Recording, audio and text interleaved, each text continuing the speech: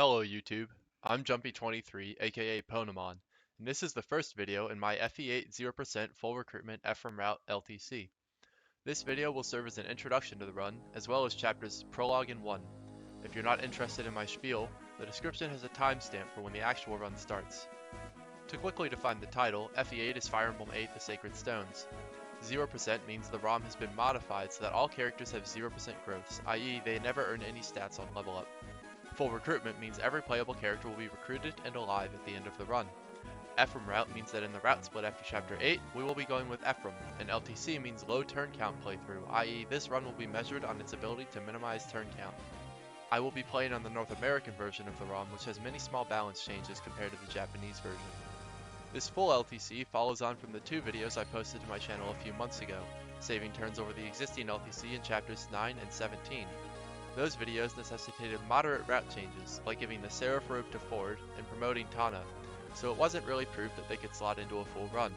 Additionally, BadPoster69 on Reddit recommended breaking the Armor Slayer or Silver Lance in Chapter 9 for a massive boost in reliability there, but that would require even more rerouting. To be honest, I was fine with letting someone else do all the work of making this into an actual full LTC. Plus, I didn't want to come in an obsolete graded Styx run so soon after it was originally posted. But then USS Gordon Captain called me a white noise user in the LTC Discord, so the gauntlet was thrown.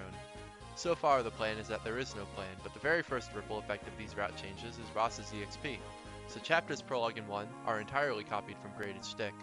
More than anything, I'm uploading this to force myself to finish. Another reason I put off doing a full LTC was that I couldn't decide whether to allow Pierce crits.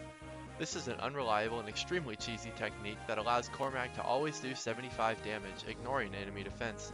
This should save a turn in Chapter 16, but it has a huge detrimental effect on reliability throughout the run. In the end, I decided not to allow Pierce crits, though I will still be allowing normal Pierce hits on the tankiest bosses. Hopefully this should allow more interesting strategies to be shown. I think that's enough preamble for now. I hope you enjoy this playthrough of one of my favorite Fire Emblems.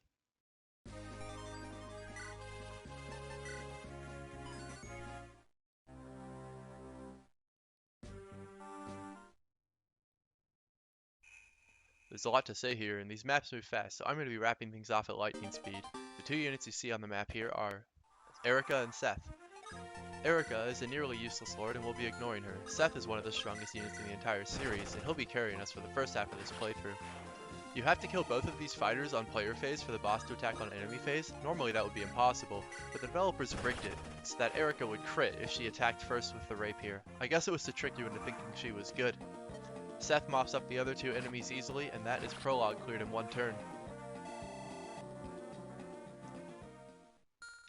Now on to Chapter 1. Seth is going to do almost all the combat here again. In fact, we even trade off Erica's rapier so that Seth does more combat.